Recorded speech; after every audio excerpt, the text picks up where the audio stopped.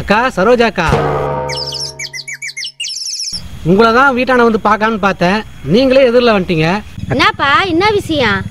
அது ஒன்றும் இல்லைக்கா, ஒரு வீடு காலியாக இருக்குல்ல, நம்மளுக்கு தெரிஞ்ச 2 பசங்க இருக்கானுங்க, அதான் வீடு வாடகை கேட்கலாம்னு வீட்டுக்கு வரலான்னு பார்த்தா நேர்லேயே வந்துட்டீங்க. கல்யாணம் ஆனவங்களா பேச்சுலராப்பா? பேச்சுலர் தான்க்கா, ஃபேமிலிலாம் இல்லை. பேச்சுலரா? ஐயோ, நான் அவங்களுக்குலாம் வீடு விடுறது இல்லப்பா. அக்கா பேச்சுலர் தான், ஆனால் நல்ல பசங்கக்கா. 2 பொட்டை புள்ள இருக்குதுங்க, வயசு பசங்க. பேச்சுலருக்குலாம் நான் வீடு விடுறது இல்லை. பொண்ணுங்க இருக்கிறதுனால அவங்களாம் வேணாம். ஃபேமிலி யாருன்னா இருந்தா சொல்லு, அவங்களுக்கு ஒன்றா வீடு விடுறேன்.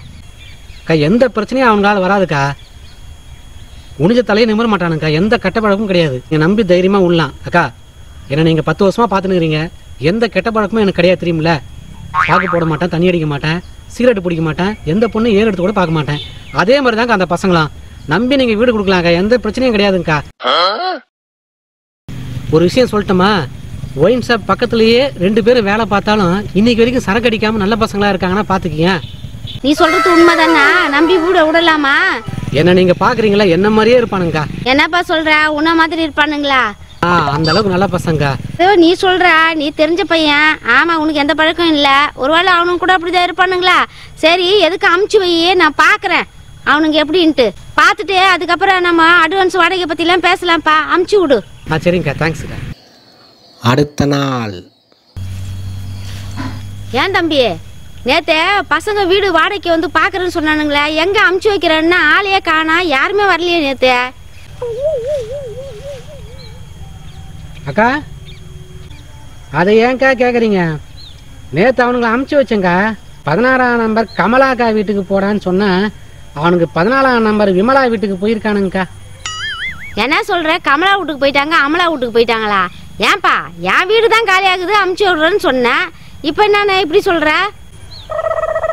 பின்ன ஃபுல் மப்பில் இருந்தா வீடு மாறாம ரோடு மாறியா போவானுங்க. ஃபுல் சரக்கில் பக்கத்து வீட்டு பொம்பளை வீட்டுக்குள்ளன்னு வாங்கிட்டு பெரிய ரகலையாகி போய் 2 பையங்களாம் வாந்தி எடுத்துட்டு இருக்கானுங்க. அந்த அக்கா பயங்கர டென்ஷன் ஆகிடுச்சு. தொடப்ப கட்டி எடுத்து 2 பேரும் வாங்கன்னு வாங்கிடுச்சுக்கா. ஓடியாந்தவங்க தான். அதெல்லாம் நீ எங்க பாத்துக்க போற? ஐயோ, உன்னை நம்பி நான் வீட வாடகை விட்டு இருந்தேன், என் நிலைமை என்ன ஆயிருக்கான்? நான் வேற வயசு பொண்ணுங்களை வச்சுன்னுக்குறேன். இந்த மாதிரி குடிகார பையன்லாம் வீட்டுல வாடகை விட்டா வீடு நல்லா விளங்கிடும். என்ன பண்ண போறீங்க? நாக்கா அட நான் கூட நல்ல பசங்க தாங்க நினச்சேன். என்னையே பைய பிள்ளைங்க 10 வருஷமா ஏமாத்திட்டு இருக்காங்கன்னா பார்த்துக்குங்க. எந்த கெட்ட பழக்கம் இல்லைன்னு நேற்று வரைக்கும் சொல்லியிருந்தானுங்க. நேற்று பார்த்தா வாந்தி எடுத்துட்டு தொடப்பட்டு அடி வாங்குற அளவுக்கு எல்லா கெட்ட பழக்கமும் அவன்கிட்ட இருக்குது. எனக்கே இப்போ தாங்க தெரிஞ்சுது. ரொம்ப ஏமாந்துட்டேங்க. அப்புக்கா நல்ல காலம் தலைக்கு வந்து தலைப்பாயோட போச்சுக்கா. தெரியாம மட்டும்தான் என்ன இருக்கும். ஆமா, நான் உன் எதிரில் நின்று பேசுறேன், நீ என் எதிரில் பார்த்து தானே பேசணும். இன்னும் சைடா திரும்பி பேசின்னு இருக்கிறா. என்னக்கா எதிரில் தானேக்கா நீ நின்றுக்கிறா? எதிரில் தான் பார்த்து பேசினுக்கிறேன்.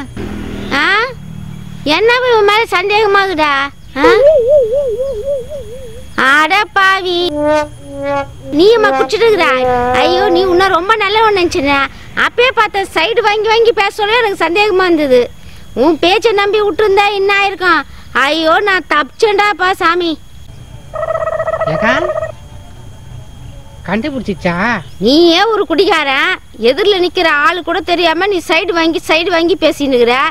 உன்னா போய் நான் நல்லவன் நினைச்சேன் பாரு. எப்பா, நான் தப்பிச்சேன்டா பா. அவனுக்கு வராம போனதா நல்லதா போச்சு.